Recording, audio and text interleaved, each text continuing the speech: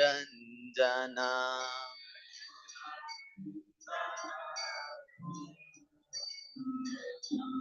जशोदानंदन ब्रज जना रंजना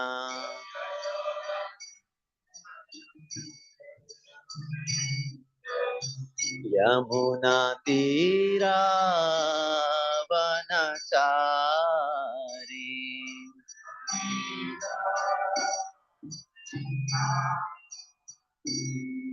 यमुना तीरा वनचारी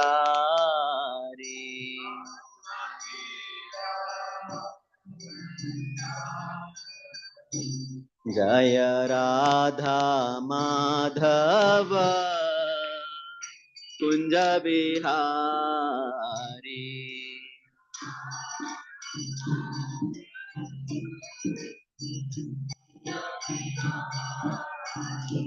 जय राधा माधव कुंज बिहारी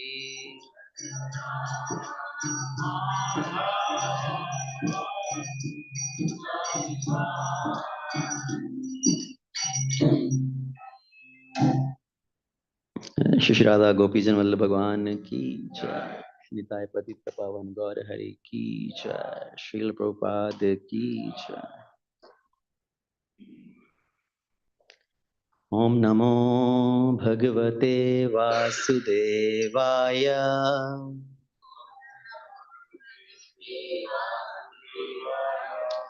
ओम नमो भगवते वासुदेवाय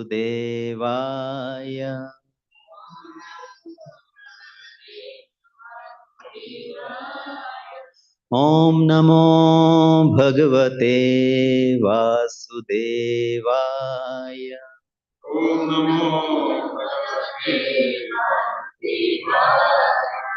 नारायणं नमस्कृत्यं नरं चैव नरोत्तमं देवीं सरस्वतीं व्यासं ततो जयमुदीरये नष्टप्रायेषु अभद्रेषु नित्यं भागवत सेवया भगवते उत्तम श्लोके भक्तिर्भवति नैष्टिकी ओम अज्ञानतिमिरान्धस्य ज्ञानाञ्जनशलाकया चक्षुरुन्मिलितं येन तस्मै श्रीगुरवे नमः मुखं करोति वाचालं पङ्गुं लङ्घायते गिरिं यत्कृपातमहं वन्दे श्रीगुरुदीनतारिणि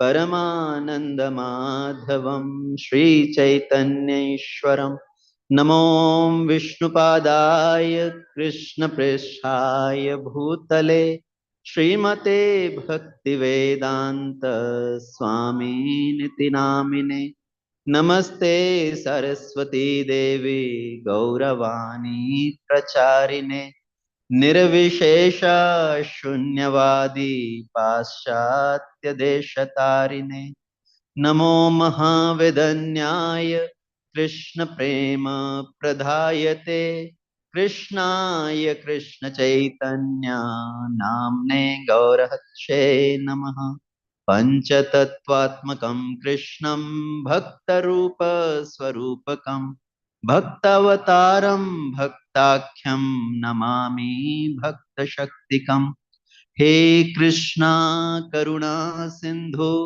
दीनबंधु जगत्पते गोपेश गोपिका कांत राधा कांत नमोस्तुते तप्त कांचन गौरांगी राधे वृंदावनेश्वरी वृषभानुसुते देवी प्रणमामि हरिप्रिये वाञ्छाकल्पतरुभ्यश्च कृपा सिन्धुभ्यैव च पतितानां पावनेभ्यो वैष्णवेभ्यो नमो नमः। जय श्री कृष्ण चैतन्य प्रभु नित्यानंद श्री अद्वैत गदाधर शिवासादि गौर भक्त वृंदा हरे Krishna Krishna Krishna Hare Hare Hare Ram, Ram Ram, Hare Hare. Hare Krishna. So reading from Canto 4, Chapter 1, Text 29.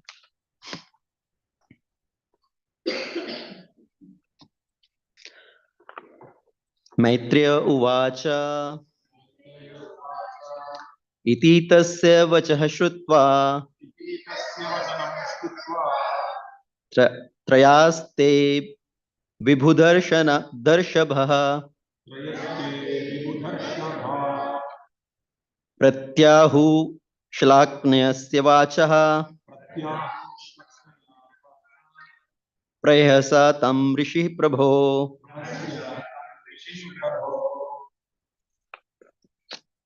Translation.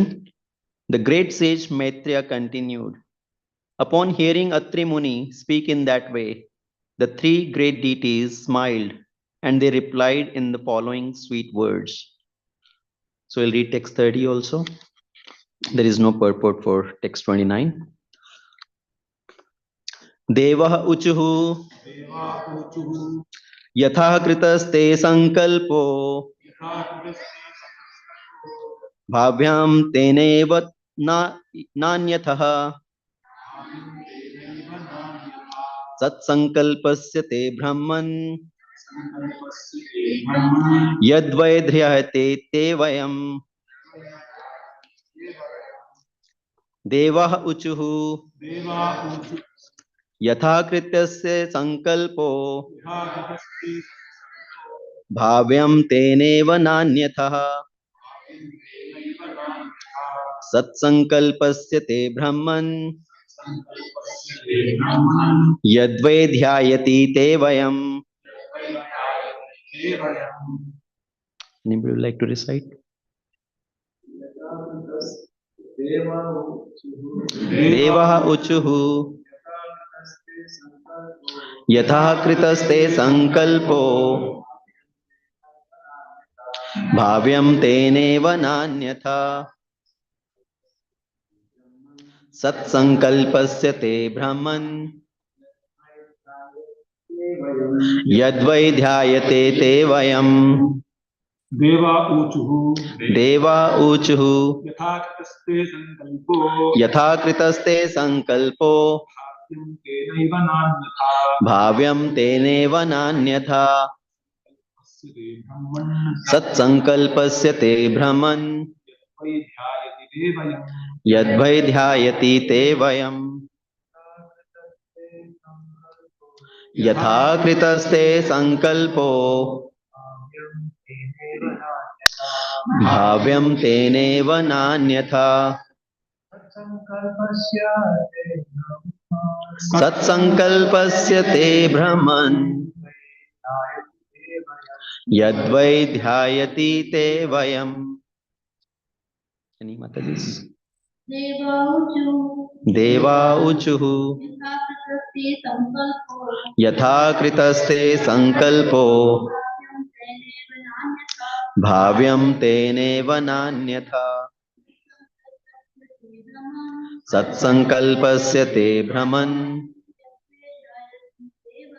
यद्वै ध्यायति ते वयम्. Translation. The three deities told Atri Muni, Dear Brahmana, you are perfect in your determination, and therefore, as you have decided, so it will happen. It will not happen otherwise. We are all the same person upon whom you are meditating, and therefore we have all come to you. Purport by Srila Prabhupada. Srila Prabhupada ki jai. Atri Muni unspecifically thought of the personality of Godhead, the Lord of the universe. Although he had no clear idea of the Lord of universe, nor of his specific form, Mahavishnu, from whose breathing millions of universe emanate, and into whom they are again withdrawn, may be accepted as the Lord of the universe. Garbhodakshaya Vishnu, from whose abdomen sprouted the lotus flower, which is the birthplace of Brahma, may also be considered the Lord of universe. Similarly, Kshuradakshaya Vishnu, who is the supersoul of all living entities, may also be considered the Lord of the universe. Then, under the order of Kshirodaksha Vishnu, the Vishnu form within this universe, Lord Brahma and Lord Shiva may also be accepted as the Lord of the universe. Vishnu is the Lord of universe because he is its maintainer. Similarly, Brahma creates a different planetary system and the population, as he also may be considered the Lord of the universe. Or Lord Shiva, who is ultimately the destroyer of the universe, also may be considered its Lord. Therefore, since Atri Muni did not specifically mention whom he wanted, all three, Brahma, Vishnu, and Lord Shiva, came before him.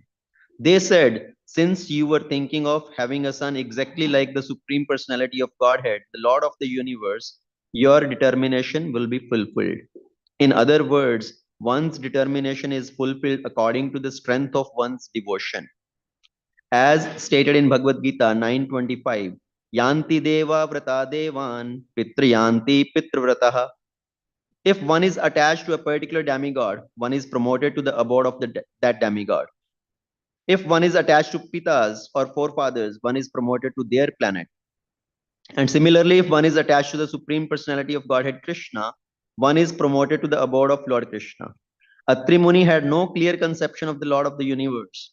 Therefore, the three presiding deities, who are actually the lords of the universe in the three departments of the modes of nature, all came before him. Now, according to the strength of his determination for a son, his desire would be fulfilled by the grace of the Lord. Hare Krishna. So, the overall topic is going on the genealogical table of the daughters of Manu and the talk between Maitreya and Vidura. In that talk, it is describing about the austerities performed by Atri Muni for getting a benediction from the Lord to receive a son as the Lord of the universe, equal to the Lord of the universe. So this verse describes how Atri Muni, he meditated on the Lord of the universe. And as Srila Prabhupada is writing, that without having the clear understanding who that Lord of the universe is, all three personalities, Brahmaji, Lord Vishnu, and Lord Shiva appeared because all three can be considered Lord of the universe in one way or another as the creator, maintainer, and the destroyer. And generally, most of the people in this world have no clear conception of the Supreme Lord. As soon as we say the word God, different people have different image in their mind. When we say we should surrender to God, one may think in image come in the mind maybe Durga Devi. In somebody else's mind, image come maybe Ganesh Ji. Somebody else's mind, image come maybe Lord Shiva. So when we say the word God, it is generally very vague word. Srila Prabhupada explained, God word is very vague word. And when Srila Prabhupada was establishing this organization as ISKCON, International Society for Krishna Consciousness, some devotees proposed, why Krishna consciousness? We should keep it as International Society for God Consciousness. Because people may not understand who Krishna is. And then Prabhupada said, God is a very vague word. People don't know who God is. That's why we will tell them who God is. Krishna is the Supreme Personality of Godhead. So it has to be International Society for Krishna Consciousness. Because generally you talk to anybody, right? In your friend circle, family circle, when you say God, people say, why you say Krishna is God? This person is also God, that personality is also God, this Devi is God, that Devata is God, all are same, all are equal. So people have no clear understanding. And sometimes people also want to approach Krishna directly without going through the bona fide representative of the Lord. They think we can understand the Supreme Lord by our own endeavor. Okay? The Supreme Lord, He is the Supreme Guru. What is the word used is? Krishnastu, no, not that. Yeah, Krishnam Vande Jagat Guru. Krishna, he is the Guru, he is the Jagat Guru. We can directly approach Krishna. Why we need somebody else? But Krishna himself in Bhagavad Gita, what is Krishna saying? Tad vidhi pranipatena pariprashnena sevaya.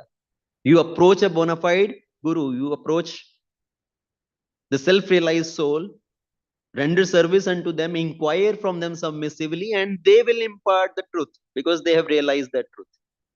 So if we really want to accept, if we really want to understand the Supreme Lord, it can be understood only through the medium of the Guru.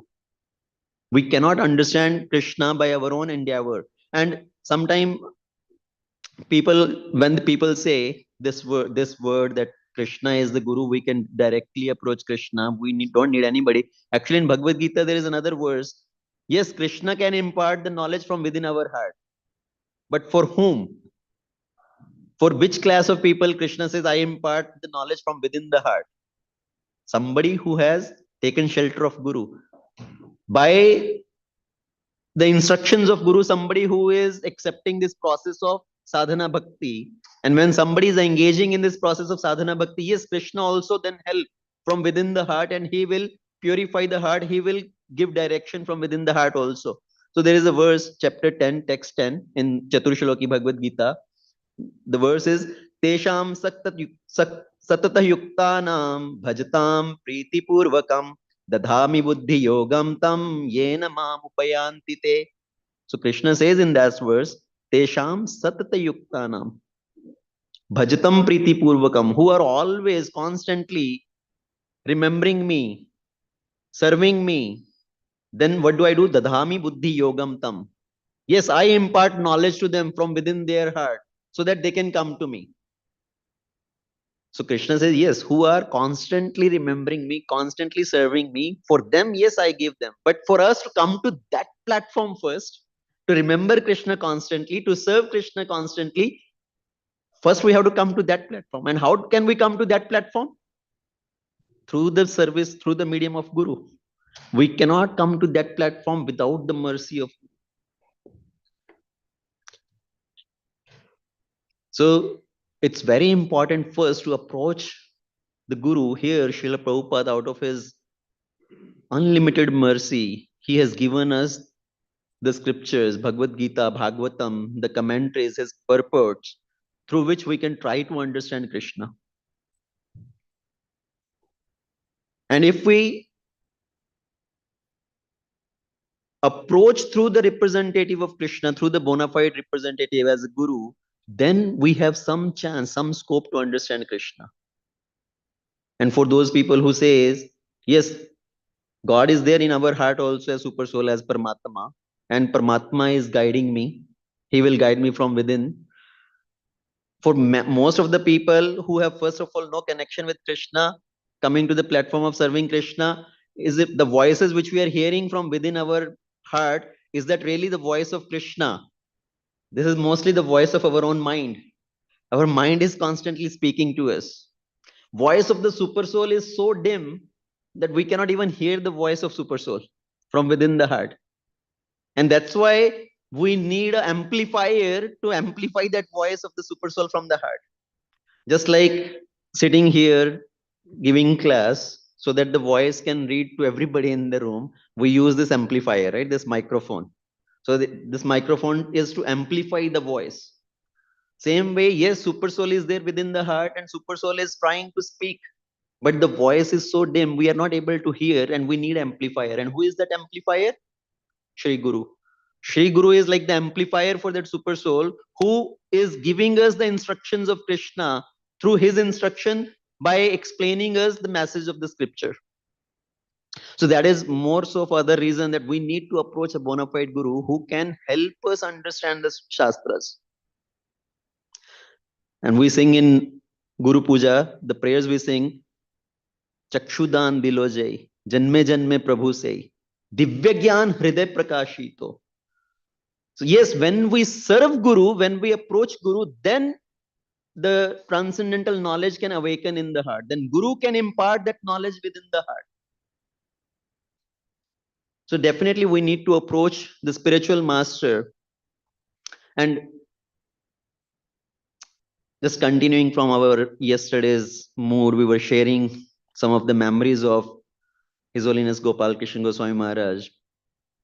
So I thought I will share a few more things, some of his, a few other pastimes, his mood, his love for the deities, his love for Srila Prabhupada, his love for the whole ISKCON movement, ISKCON society, and how he wanted to take care of everybody. So just sharing a little bit more of his mood, and by aligning with the mood of Guru, we can also develop that attachment for Krishna. And in that way, then we can try to understand Krishna. So as we all know, as Jugal Prabhu also mentioned yesterday briefly, and I heard it from His Grace Amog Leela Prabhu also. Sometimes we see Guru through our various modes, through our various inclinations. Somebody may think Guru means I want somebody who is a very charismatic speaker, somebody who is a charismatic kirtaniya.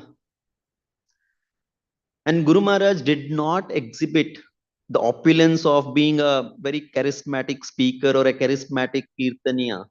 His lectures, he kept very basic talks.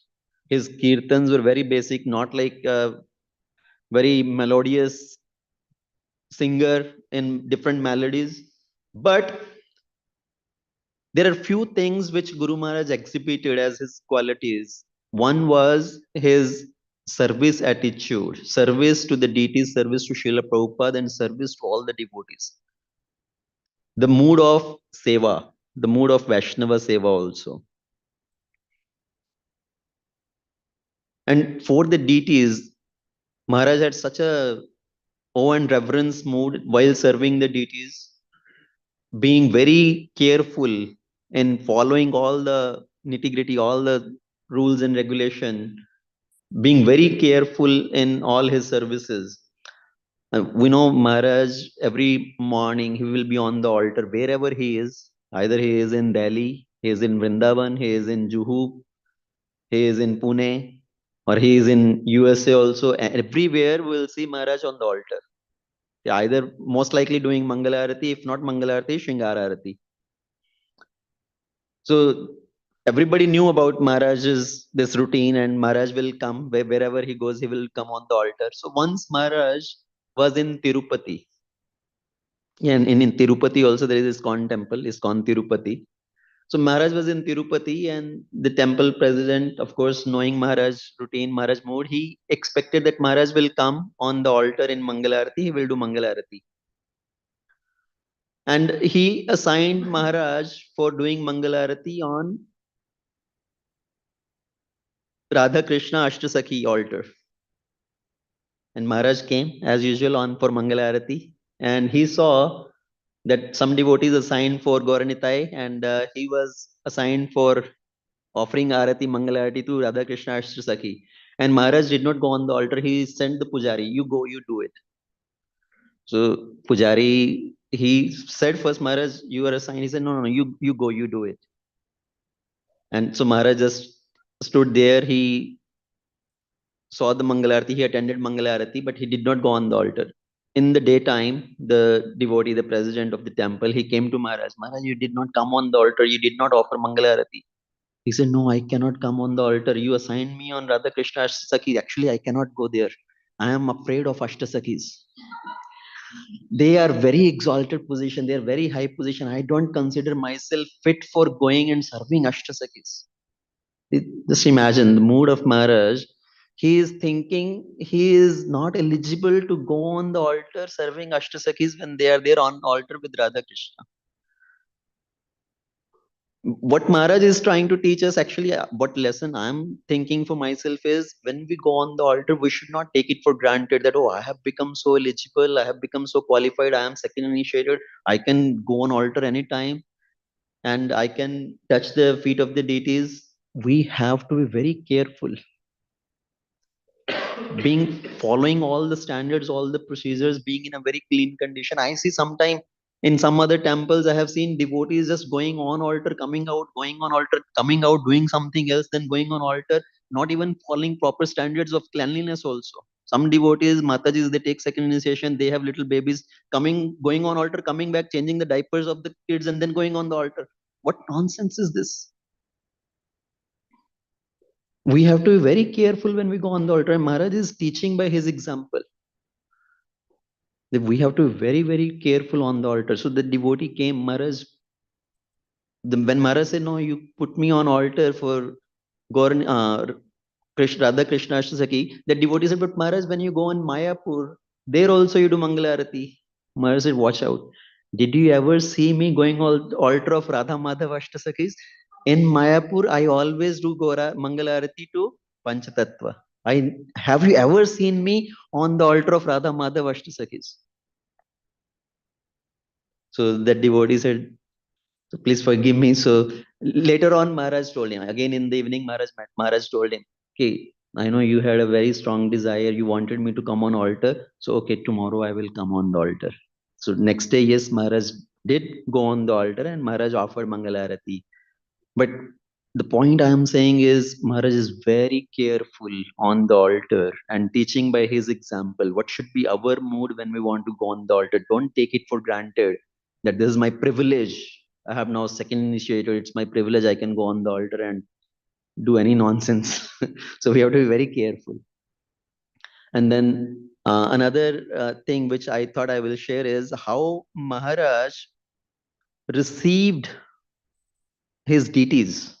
We know Maharaj has his personal deities, his Gauranitai and many Shaligram Shilas, Prahlad Narasimha Dev and Srila Prabhupada. So how Maharaj received his deities? So Maharaj earlier, most of you know, I'm sure know that earlier Maharaj was a Grihastha. Maharaj was living in New York in an apartment, and later on, when Maharaj moved back to India, to Prabhupada assigned Maharaj to become the GBC, and in 1982, Guru Maharaj took sannyas. And after that, as Maharaj took sannyas, and now he is starting his preaching activities, traveling all over. Andhra Prabhu told Maharaj, he told Guru Maharaj, Maharaj, you should have your personal deities. And Guru Maharaj told, why do I need personal deities? Wherever I go, whichever temple I go, I just serve the deities there. I do Mangalarati there. So the temple deities are my deities. I serve the temple deities. And said, no, no, Maharaj, you should have your personal deities. You are so attached to deities, you should have your personal deities also. And some other devotees also started telling Maharaj, yes, Maharaj, you should have your own personal deities. And then Maharaj told, okay, if the devotees desire, maybe that's the desire of the Lord speaking through the devotees. So I will have personal deities. And then Bhakti Ashra Vaishnav Maharaj was assigned that you go find suitable deities. Which, first of all, which deities? Indra Prabhu said you should have Gauranitai deities. So Guru Maharaj told Bhakti Ashra Vaishnav Maharaj that please arrange some deities. So Bhakti Ashram Vaishnav Maharaj, he went to Mayapur, he brought a set of deities. And those deities were shown to Indra Prabhu. And Indra Prabhu said, no, Maharaj, these deities are not as per your mood. So they are not as per your mood. What do you mean? They are not as per your mood. Maharaj, your mood is the mood of preaching. And when preaching happen, Gauranitai become very happy and they're dancing. So the deity should be in the dancing pose. Deity should be dancing. The deities, these deities do not suit your mood. Okay, and then Bhakti Ashra Vaishnav Maharaj, he went to Jagannath Puri and he brought another set of deities. He said, no, these deities also don't suit your mood. And then finally, Bhakti Ashra Vaishnav Maharaj, he got the deities from Ek Chakradham. And those deities were made of wood, bakula tree, wood. So those deities are made of that wood. And those deities were brought and they were given to Maharaj. Maharaj said, go first show Indra Prabhu. He has to approve. So the deities were shown to Indra Prabhu and Indra Prabhu immediately approved. Yes, these deities are as per your mood. So yes, you should keep these deities and worship these deities. And so since that time, Maharaj had those Gauranitai deities, which Maharaj used to carry everywhere. Wherever Maharaj will go, he will carry his deities. He will set up his altar there. And every morning after he worshipped the deities on the altar, then he will do his own deity worship. So he is first serving the deities on the altar, doing Mangalarati, and then coming and doing his own deity worship. Another example, I was thinking if we were to do that thing, serve, come, attend Mangalarati, all the morning program, and then go back home, serve your home deities also, it's too much. Either I can serve my home deities or I can serve the temple deities. Okay. But Maharaj, he is serving the temple deities also, offering arati temple deities, serving his personal deities also, and then all the other activities, preaching, giving classes, meeting devotees, one-on-one kind of meeting everybody. So that was Maharaj mood. And once on Hanuman Jayanti, Maharaj was doing Abhishek of Hanumanji. And somebody told Maharaj is just like Hanuman. Can some other devotee ask, what do you mean Maharaj is just like Hanuman? See, Hanumanji, we glorify Hanumanji. There is a particular set of verses, right? People recite as a Hanuman Chalisa. In that, there are certain set of words which come. Vidyavan guni ati chatur, Ram kaj karibe ko atur. So is it Gopal Krishna Maharaj is also like that? Vidyavan guni ati chatur, Ram kaj karibe ko atur. He is Vidyavan. He is very learned. Right? He has double MBA. He got MBA from foreign universities at that time in 1960s. For somebody to do BA was a big thing, and Maharaj did double MBA. Okay. Right? And France and McGill University, Canada. So Maharaj is also very scholarly, very educated, Vidyavan, Guni. He is filled with divine qualities. And as in Bhagavatam, it says somebody who is serving the Supreme Lord, all the qualities of the Suras, the Devatas, they appear in that person. So Maharaj is very filled with all the divine qualities. Vidyavan Guni Ati Chatur. He is very clever. He knows how to handle all different type of people, how to handle the politicians, how to handle the other businessmen, how to kind of somehow engage them in the service of the Lord. As we heard the past time that Maharaj, one businessman, he came and told Maharaj, how can I serve you? Maharaj said, you distribute Bhagavad Gita to all your employees. And immediately he agreed, 10,000 Bhagavad Gita, one shot, 10,000 Bhagavad Gita distributed. And like that, engaging so many other politicians also. So many times, our India Prime Minister Narendra Modi, he came to meet. And in first meeting, when actually Narendra Modi met Maharaj, he, after meeting second time when he came to meet, he was only like in as a friendly relationship, as if he is friend with Maharaj. So he knew how to tackle individual people. So very clever. And in ISKCON, wherever Maharaj is not even the GBC, any problem come, I think Maharaj will able to solve the problem. So very clever. And Ram Kaj Karibe Ko Atur, he is very eager to serve the purpose, serve the cause of the Lord.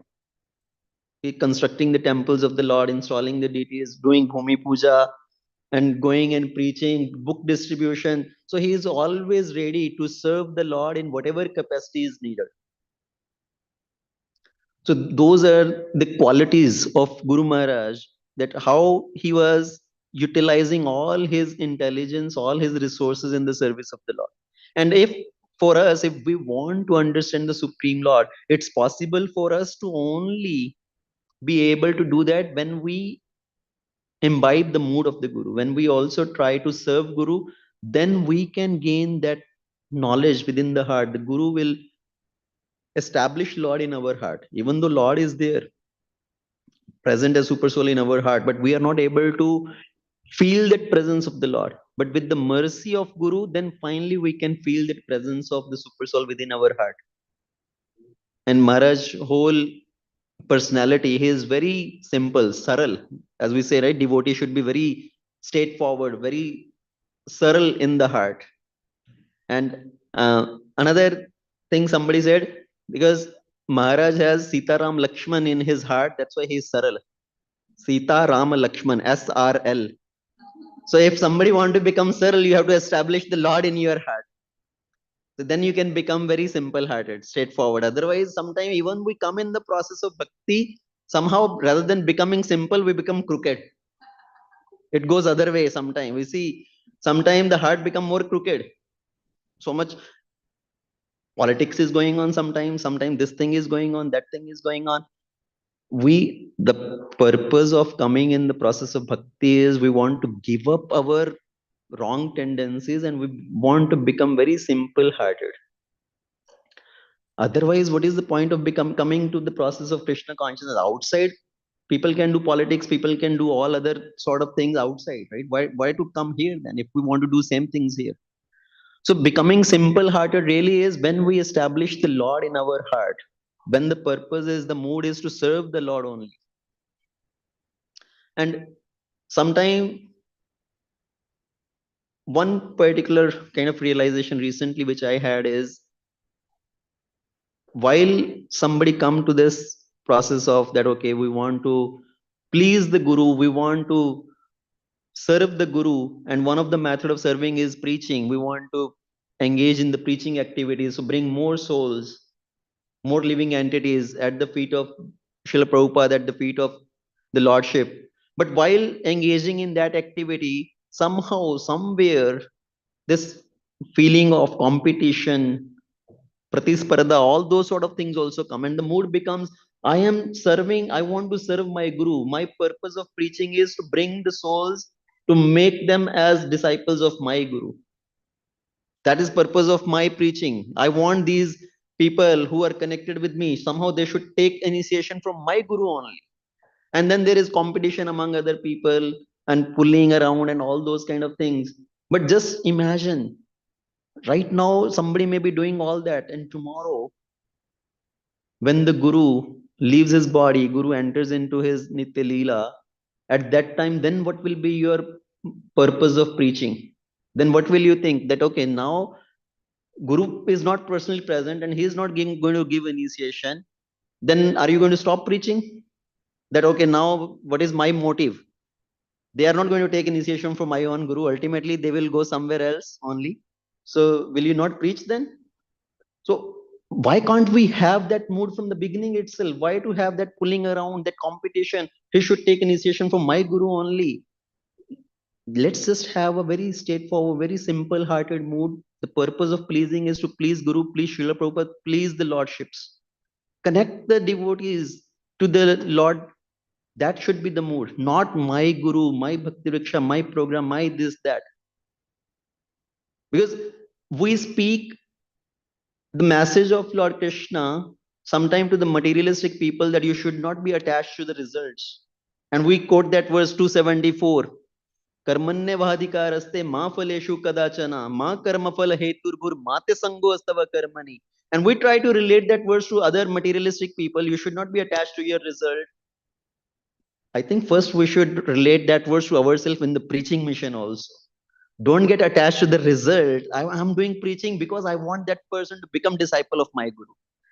Just give up that result mentality and then engage in that preaching, and maybe then Lord will shower much more grace on us, and we will be able to attract much more people, much more souls to the at the feet of the Lord. So we need to apply those principles in bhakti also. Mate sango astava karmani. Yes, let's do our activity. Let's do our duty. And let Krishna take care of them. Ultimately, Krishna knows who is the right person, right guru for which devotee, and Krishna ultimately is going to direct them. And we can be just as an instrument to give guidance. So there are so many lessons we can learn how to serve, how to please Guru. Guru is not going to get pleased really if we have that kind of a enviousness tendency towards other and this competition type of mentality towards. Are we really going to please Guru in that mode? So what should be our mood while we are reading the Shastras, while we are serving in the temple, while we are serving Guru, while we are serving the Vaishnavas? Even though we come in the process after many years being in the process, somehow in bhakti also so much conditioning happens. And we start taking the things for granted, we start taking things for lightly. Again, we sometimes joke on people that they wrap Bhagavad Gita in a red cloth and just kept on one nice corner and pay dandavat to them. Yes, that is not the purpose of the Shastras. Shastras is not just to be wrapped in a nice cloth and kept and just do dhupa agarbatti. But same time, we should not be becoming too much complacent with the Shastras also, that keeping Shastras anywhere and everywhere in the corner. Bhagavatam is kept on a table somewhere and you're coffee or the milk mug is also kept there on the table on the side. Right? Sometimes we start taking things for so lightly. In devotees, it is observed sometime after reading Bhagavad Gita, just kept it on the table and you're drinking glass, water glass is also lying there. We should also respect, yes, Bhagavad Gita, Bhagavatam to be read, but at the same time, we should be offering respect also to Bhagavatam and Bhagavad Gita and Bhagavatam. They are none other than Krishna.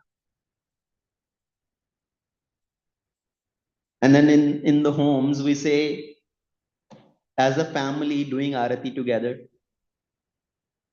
But as we are engaging more and more in services, we start taking it as chores. Somehow we have to finish this. Okay, I will do this, you do this. One person will do arati, another person will take care of something else. So let's just start treating it as chores. Right? We should be very careful. We need to maintain that simplicity of heart. How we came in Krishna consciousness in the beginning. In the beginning, maybe yes, we adopted that mood as a family together, offering arati, and but somehow as we move forward, it gets lost. So maintaining that simplicity of heart and that mood still as we mature in bhakti. And also sometimes one family member may be more interested in Krishna conscious activities than another family member. Maybe sometimes husband is more inclined, more interested. Wife is that not as much. Sometimes wife is more inclined and husband may not as much inclined. And then there is whole tug of war goes on, right? If husband is more inclined and wife is not as much, then problem wife will say, I'm not going. How can you go? You just stay at home. If I'm not going, how can you go? Or if husband is not going, husband may be telling wife, why you want to go all the time to temple?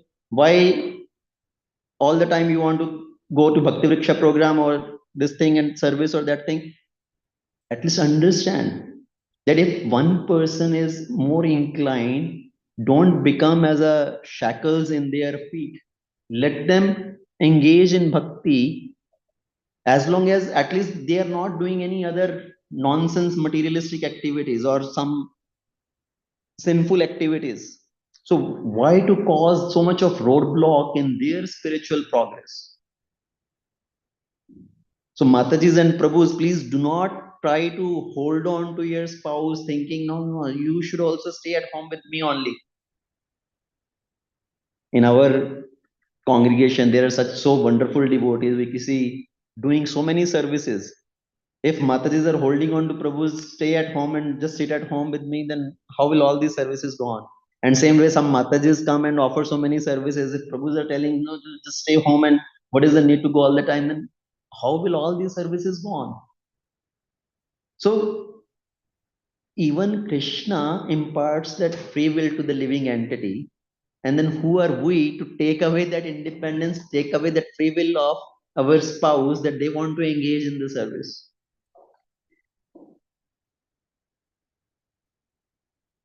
And one more point, as we all have to set an example for others. Right? We have to set an example by our own behavior. If we want others to come and attend the programs, we have to show by our example. Coming to the Sunday Feast program, if we are not coming, then how we can invite other people to come? And same way, if the temple residents are thinking the grahasthas will come and they should come and attend all the programs, and the temple residents are not attending the program, they are not also setting the right example to the people. If temple resident think I can sit in my room and attend the class on Zoom, then the grasthas will say I will also attend class on Zoom only. And same way in Bhakti Vriksha program, if we are setting that example that okay, one person all the time is just attending on Zoom, he's giving the message after 4 years also, if he's just doing that, he's giving the example to others that what is the need to come. So somewhere we have to set the example by our own mood. And we have to respect all the devotees based on how much time, how much resources they have got on their hand. When somebody goes, when somebody leaves the body, then we start glorifying that person. As Jugeshwar Prabhu was mentioning yesterday, that why only that time when somebody leaves, why cannot we glorify that person before also when they are present? And it applies at all different aspects. It applies to our gurus also, it applies to other Vaishnavas also, it applies to our family members, our spouse also. Somehow we start taking people for granted. We don't value them when they are with us. And then we start remembering them when they are gone. Then we think of all their great qualities. Oh, how wonderful that person was. I did not appreciate that. I feel the same for Guru Maharaj also. When Guru Maharaj was personally present, he will come here every year. We're taking him for granted. We're thinking, okay, Maharaj come here every year. Many devotees actually, sometimes devotees go into the level of criticism also. Right? We start observing the devotees and start thinking them based on our level of conditioning. We start measuring everybody. Somebody mentioned, oh, Maharaj, he is just chanting while walking, while doing his morning walk. Yeah, I don't know if he is paying attention to the holy name or not. He is just walking and chanting. And sometimes Maharaj will not be holding the beads also. Maharaj will be holding the counter. And sometimes this criticism come. Hey, Maharaj is chanting on the counter. Why he is not chanting on the beads? Actually, Maharaj once in his lecture he said, "See, Guru can see through the heart." And some devotees have this thing going on in their mind. And Maharaj subtly mentioned that my doctors somehow have mentioned that I should keep my arms in a particular way, in a particular posture. If I'm holding the beads in my hands, it becomes too difficult for me. So that's why my doctor has recommended to keep my arms in a particular way, and I'm holding the counter and chanting sometimes. Our mind is so crooked, and we start measuring everything from our point of view, and we start expecting so many things from different people. There are so many expectations. We have expectations from our spouse, we have expectations from other devotees. First thing is we should have expectation from ourselves. How much we are doing, are we progressing or not, rather than putting our expectations on others. And we start seeing the faults in other and start criticizing other person, and then we remember their good qualities only when they are gone. Why this happened? Like, one person asked this question, when Maharaj was here we were not able to appreciate his qualities that much, but now in the separation we are feeling more love towards Guru. Why does that happen? And not only towards Guru, towards other Vaishnavas also it happened. Why does that happen? Ati parichyat avaghyat. The Shastra says when you know somebody too much, you start taking that person for granted and you start offending that person or started committing mental offenses towards that person. Ati parichayat avaghyat. Like the tribal people, the tribal class people who are living in the forest, maybe the whole forest is of sandalwood only. Because they are living there in that forest where everywhere there is sandalwood, they don't appreciate the value of sandalwood. They feel cold, they cut off the sandalwood tree and put it in fire because they don't appreciate the value of that sandalwood. The Madhvendra Puri, he traveled all the way from Jagannath Puri, from Vrindavan to go to Nilachal to bring 40 kg sandalwood. And the devotee can understand the value of that sandalwood. We want to buy that sandalwood to apply sandalwood to the deities. One small stick of sandalwood is how much? Like 1,000 rupee, you will get one small stick of sandalwood. Is so much value. But somebody who is living in there, the tribal class people, Bhilani, they are cutting the sandalwood, putting in fire, cutting the sandalwood and using it as a cooking wood. They cannot appreciate. So ati parichayat abhagya. And that happened with our devotee circle also. We start taking devotees for granted. We start taking Guru Maharaj for granted. We start taking our family members, our spouse for granted. So we need to first look into our heart and see, am I able to appreciate other people? Because more we appreciate other people, more we try to point out the good qualities of other people, it will help us to develop those good qualities in us. If we are trying to find faults only in other people, those faults will manifest in our heart. So better is to Try to see the good in others. As Maharaj, Guru Maharaj always, he looked at the some little spark in others' heart and try to fan that spark. Let him at least progress in bhakti. Not looking at their some whatever leftover wrong tendencies a person may have. Maharaj will say, holy name will take care. He never wanted to criticize anybody. He never criticized anybody, just focusing on their good quality. And even if let's say some negative tendency is there, Maharaj had so much faith on the holy name. His holy name will take care. He is chanting, holy name will take care of it.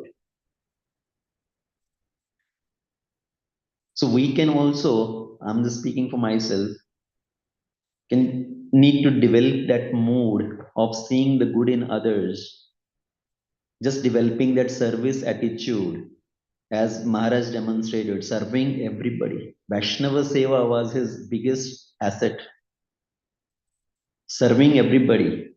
He served Srila Prabhupada, he served all his god brothers, wherever somebody will call him for any help. He served his disciples also. As Srila Bhaktisiddhanta Saraswati Thakur also, Bhaktisiddhanta Saraswati Thakur, whenever anybody meets him, or after that, Bhaktisiddhanta Saraswati Thakur will say, Daso Asmi.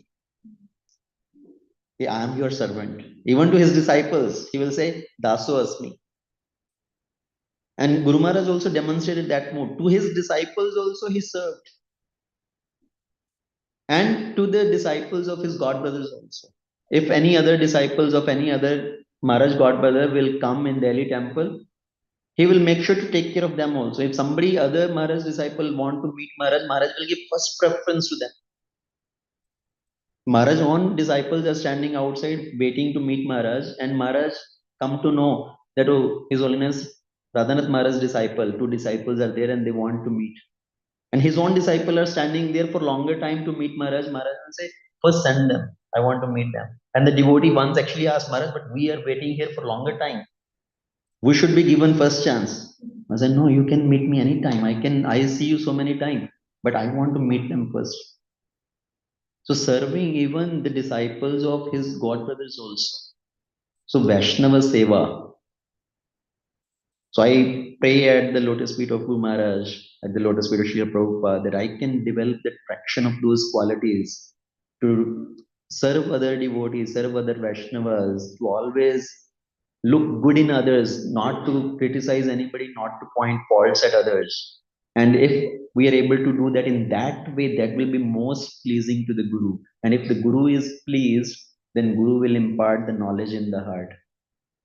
Divya Gyan, Hriday Prakashito. And then we have some chance, some scope to understand the Supreme Lord also. I will stop here. Please forgive me if I spoke anything wrong. As your humble servant, please correct me. Grantra Srimad Bhagavatam ki jai, Srila Prabhupada ki jai, Ananta Koti Vaishnav Vrinda ki jai.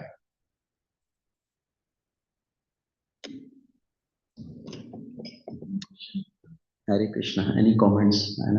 I don't have a capacity to answer the questions. Jirisha Prabhuji is there. We can ask questions to him. But if you want to add anything, if you want to make any comments, please feel free.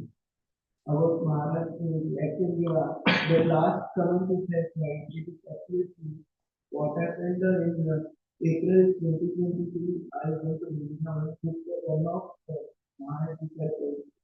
His name was Karunanina Prabhu, Hyderabad, in Hyderabad. He took me for a night service. So I was very much because I had taken what did I do, what did Maharaj do. But as soon as Maharaj told me, I was like, what did I do? I said my name and I said, he folded his hands and thank you so much for coming and doing my service. I really appreciate it. Like it was my selfishness, but Maharaj is like then all I was there are so many disciples, but Maharaj allowed me to like massage his feet and massage his leg. So I was very much moved by Maharaj. This like how he could look well. Yeah, thank you for sharing that. Actually, that is true. Actually, Maharaj never liked to take service from other devotees, or especially service from any other disciples of his God brothers. He did not want to take service from his disciples. Also, he will take very hesitatingly, but from his God brothers disciples, he never wanted to take service. If any other Maharaj disciple comes and say, Maharaj, can we serve you? Maharaj, no, no, I cannot take service from you. And I know once last year, I think Bhagavatacharya Prabhu was asking me, can you arrange some service? We want to come and just massage Maharaj few minutes, if Maharaj will allow. So I asked Guru Maharaj, Maharaj, the temple resident, temple brahmacharis from Farming Temple, they want to come and do little service to you.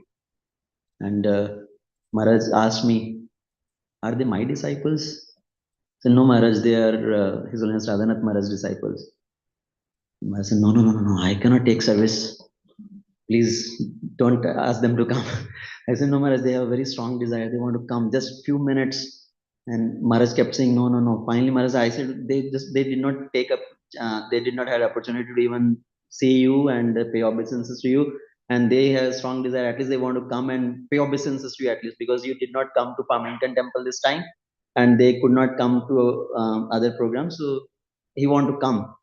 And Maharaj very hesitatingly then he said, okay, just let them come 2 minutes. I don't want to take service. That was Maharaj's mood. So finally, Bhagavatacharya Prabhu came for 2 minutes only.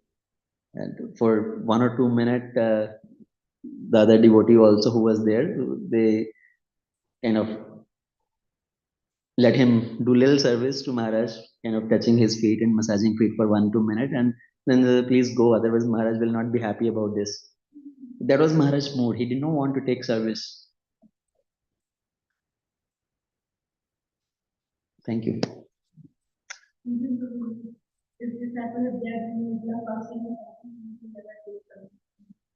Yeah.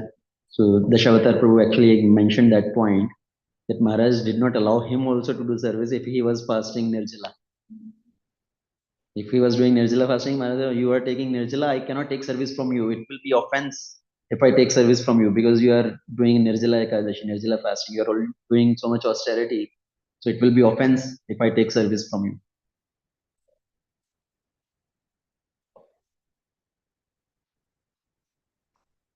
Please add something. Just Some spice. amazing, no, just checking on what you said. Yeah,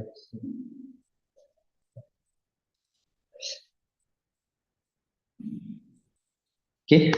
Thank you so much. Thank you, SJ Shamkishore Prabhuji, for giving me this opportunity to speak for my own purification. I just take it as a very wonderful opportunity to glorify Guru Maharaj. And there is one comment I have. Just to recollect that, like I think many of the devotees made the points yesterday that how Maharaj is so concerned about his caring mentality. So when I was in fourth year, actually, Maharaj came to Coimbatore, fourth year in engineering, this is back in 2010-11. So at that point of time, so Jayapada Swami Maharaj was admitted in the hospital. So then Maharaj asked, what are you doing, the student? What do you do? So Maharaj was like, taking treatment, Ayurvedic treatment.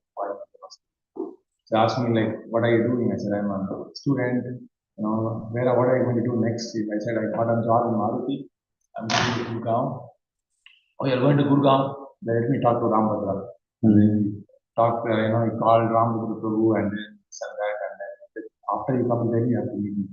Right? Because I was actually excited to stay with devotees. Because when I was in bachelor's, I ended up staying in the hostel and I made like very slow progress. So I was excited to stay with devotees. So I told Maharaj, I have a strong desire to stay with devotees. Maharaj said, you call me. Then I don't want to disturb Maharaj. I thought Maharaj maybe said it as simply a token of nicety, it was his politeness. So I went to the Gurgaon. I couldn't find accommodation. It was full. So I took up a separate room, little like 5 minutes walk from the base. And then I used to go for prasadam there and I used to come back. So it's happening in one month or so. And then Rishi Kumar Prabhu, that was actually, I knew Prabhu before. because my mentor and him were from the same town. So Rishi Kumar Prabhu called me Tamil in a very jovial way. Saying, what are they? Gopal Krishna Maharaj is telling me, that he asked me Gopal Krishna Maharaj is going with me. So it's like such a strong memory. And then he wanted to make sure that I had good accommodation in the base and I was feeling good. And we remember also Maharaj came to the base once, wherever we stayed. So it was just an ecstatic experience. We all cleaned the floor, everything, cleaned the walls, painted it, and like we were also ecstatically. The whole one day was actually, you could say, like samadhi of Gopal Krishna Maharaj, completely absorbed that he will come here, he will step here. So preparing all the roses. So it was like very exhilarating. And then Maharaj gave such a heavy class for all the brahmacharis. I still remember. And I mean, I just one difference, because of opinion from you, because you said Maharaj is not very charismatic. But I felt like moved by Maharaj's directness. Maharaj used to be very simple, but the directness he had, like I remember one point, like it was like I remember that point from so long. So whenever I think of this Yanisha Sarvabhutanam verse, Maharaj quoted this thing, there was a man who told his wife, actually he used to tell his wife and he cannot hear anything. But he could not hear anything actually, but he thought his wife was dead. So similarly, Maharaj said that they are all thinking we are fools and we are all thinking they are fools. And then Maharaj had a hearty laugh. These people, getting married and this and that, we think they are fools, they think we are fools. Right? So he gave such a heavy brahmachari class in 2011, I still remember. And followed by again another heavy class by Sundar Gopal Prabhu, another heavy class by Ram Bhadra Prabhu. So it was all like, completely packed and was such pleasant memories. Maharaj took us for Yatra and Vrindavan. Again, another like 3-hour brahmachari class there. Again, Maharaj wanted to induct a lot of brahmacharis at that point of time. It was a very heavy period from I think 2005. There was a lot of focus. So Sundar Gopal was very focused on that. So, but overall, I was very touched by the care of Maharaj, and whenever Maharaj spoke, it was very direct. It reminded me that Srila Prabhupada is speaking. The directness of Srila Prabhupada, very simple things, but it was so direct. Even last time when Maharaj came, we talked about Prahlad Maharaj's conversation. Like very simple. It sounds simple, but that is what is spiritual like, right at the end of the day.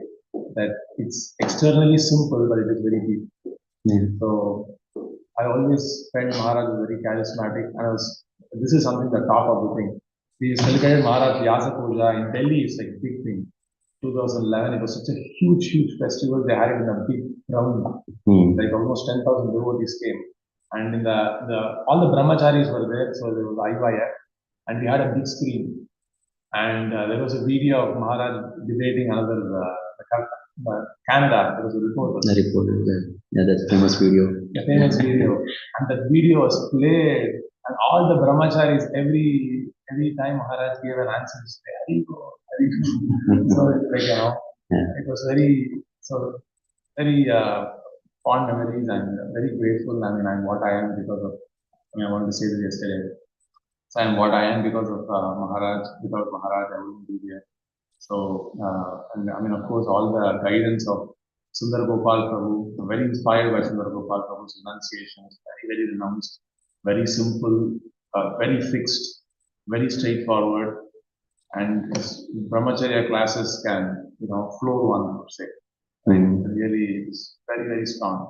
So I'm very inspired by, very grateful to Sundar Gopal Prabhu and Kanam for guiding to accommodate. Just wanted to share that. Thank you so much for sharing your wonderful memories here. And I also like to share. Yes, sir. It's okay. Yeah, please. So maybe you can turn on the Zoom about 9:30. We can ask if anybody on the Zoom has any question, comment. You can ask. Any questions on Zoom? No questions, probably, but we would still Yeah. like to hear. So please don't turn off the Zoom. We want to hear all the discussions later on also. It just feels like a nice beginning, please, if possible. Yeah, we will not turn off Mataji. Another thing I wanted to say was Maharaj initiated one disciple, Divya was sharing to me yesterday night. Hare Krishna, Prabhu. Maybe I can share that. Prabhu. Yes, Wants me to- Hare Yes. Krishna, Vrindanath Prabhu. Hare Thank you for sharing a wonderful nectar of Maharaj. Is there any pastime on the Shaligrams? I know you shared about 45. Yes, I didn't mention about Shaligrams. So once Maharaj got the deities, then some other devotees, they presented Maharaj with one Shaligram Shila. And any devotees, any disciples of Maharaj, they will go. Maharaj will not take any other gifts. If somebody gives any gifts to Maharaj, they thought then the best gift we can give to Maharaj is maybe something as a Shaligram Shila. So any devotees, they go to Gandaki River, Nepal area, they will bring a Shaligram Shila for Maharaj.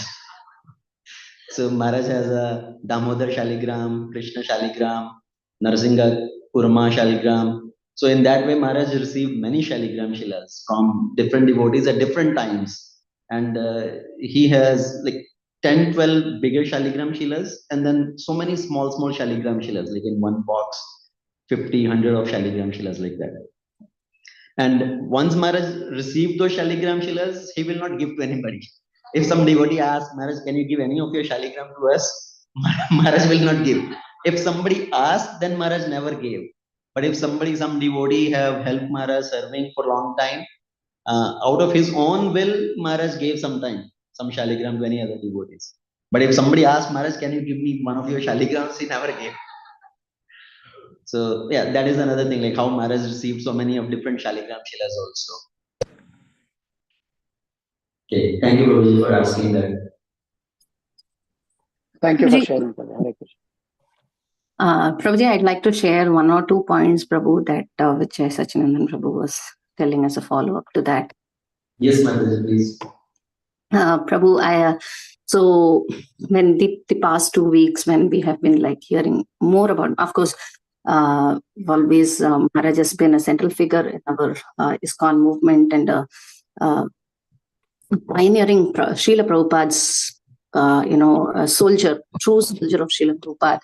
And so there are a few things that came to my mind that I've been reflecting about the past few weeks.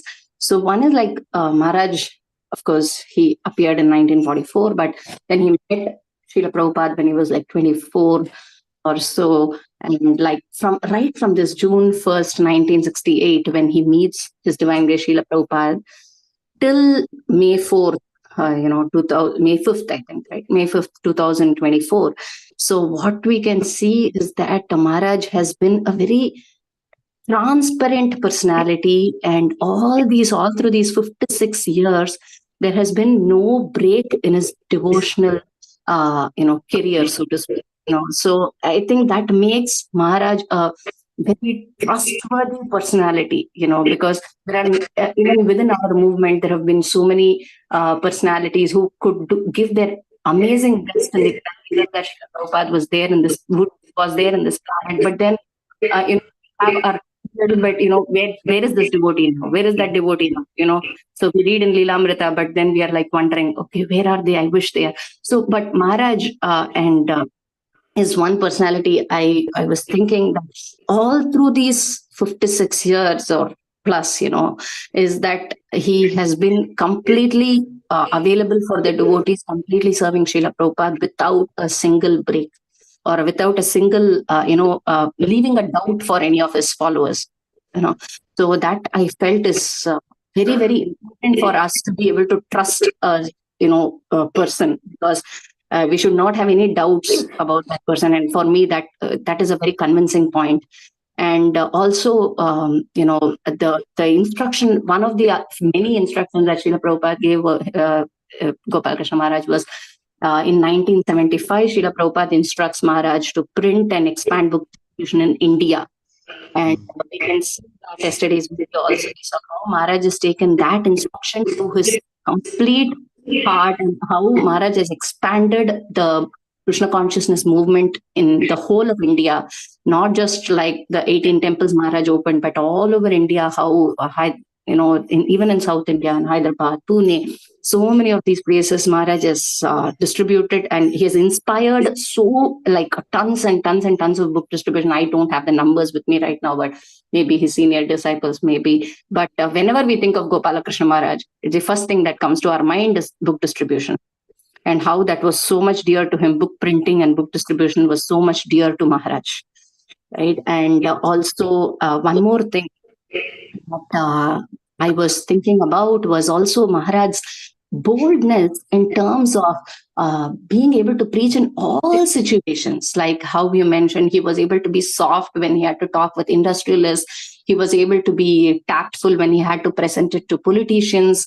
And in fact, he was in NCR because that is the place where he had to deal with all the topmost Indian politicians, and he had to be he had to be the person who would present Krishna consciousness in a way that it would be acceptable by society, at the same time not diluting it.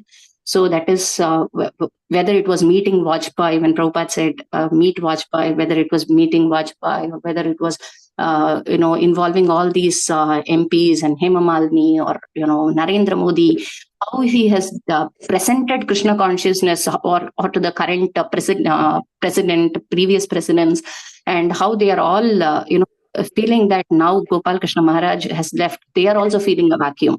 We can see from their posts. So that shows how Maharaj has presented Krishna consciousness to them. And also one more thing that Prabhupada told His Holiness Gopal Krishna Maharaj was to, he appointed Maharaj as the GBC for Russia in 1976. And Maharaj has preached in such difficult situations, not just where in India, where Sanatan Dharma, or like India, US, like that, but in Russia, he would travel. And I was hearing, I think 2 weeks back, a lecture Maharaj had given in 1992 in Russia, and he was talking in that lecture so directly, like, you all have to go on Sankirtan, you all have to distribute books. And he was saying very direct preaching in Russia. So, and then so he that is, I think, and also in 2011 when the Bhagavad Gita was there was a big upheaval in Russia when Bhagavad Gita was banned. Maharaj was there. So many things in Russia and also in Pakistan. Like even 1 week before Maharaj left his body, like last week of April, Maharaj has initiated 2 devotees, one devotee from Moscow and one devotee from Pakistan. So we can see not just Maharaj is such a universal preacher. And he has been able to inspire his disciples to open a center in Pakistan also. So I feel that these are such glories, immense glories for us to take. And I just wanted to bring these points before Prabhu. Thank you so much for the opportunity. Thank you so much, Mataji, for sharing. Anybody else online has anything to say first?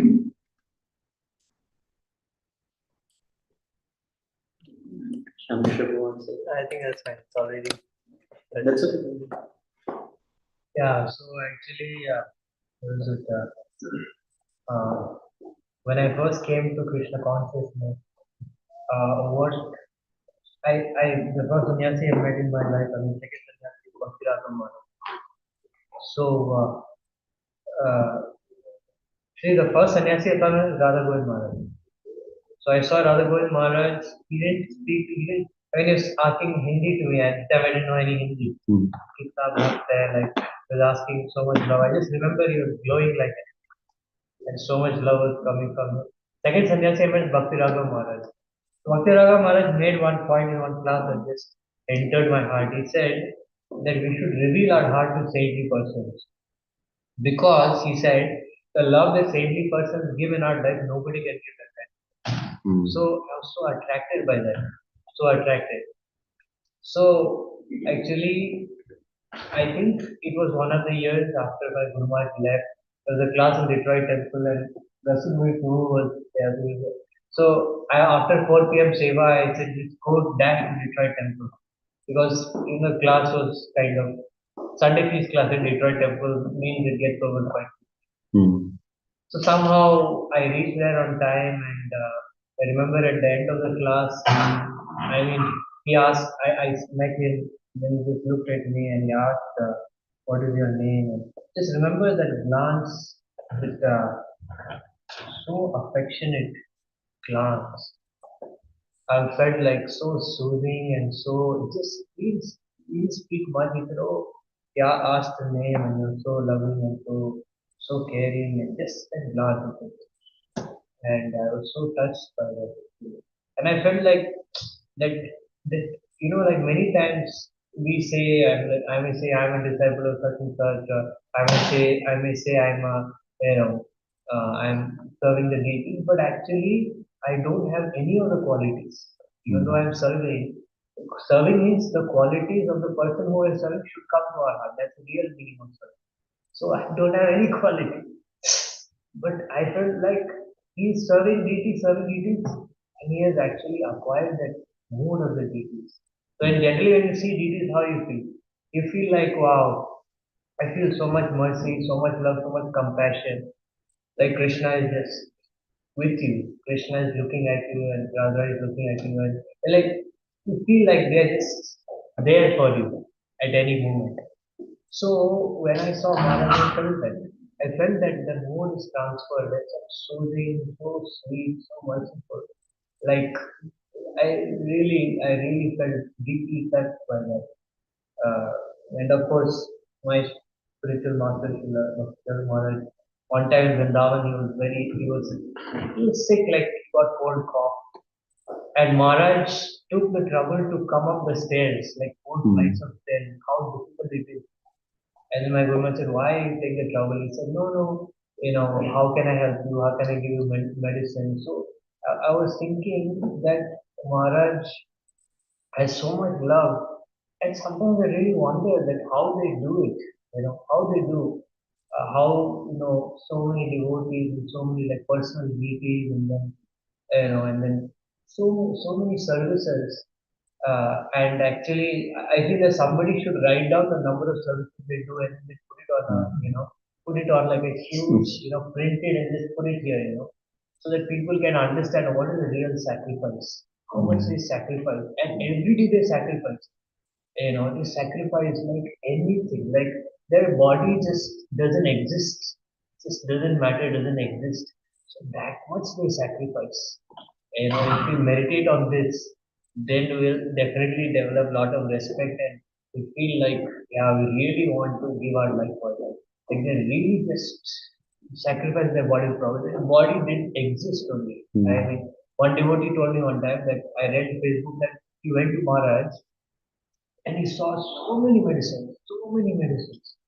Like for one day of service to happen, to maintain his body, I mean, so much disciple karma, is so austere just to exist, forget about serving. So they are taking so much austerity in order to serve everyone. That is like itself a huge testament that they are not the body, they are not the body. Like yesterday I think my Guru Maharaj said that for ISKCON devotees, who is talking about that level devotees, going back to God is not a big deal. The real thing is how to send others back to God.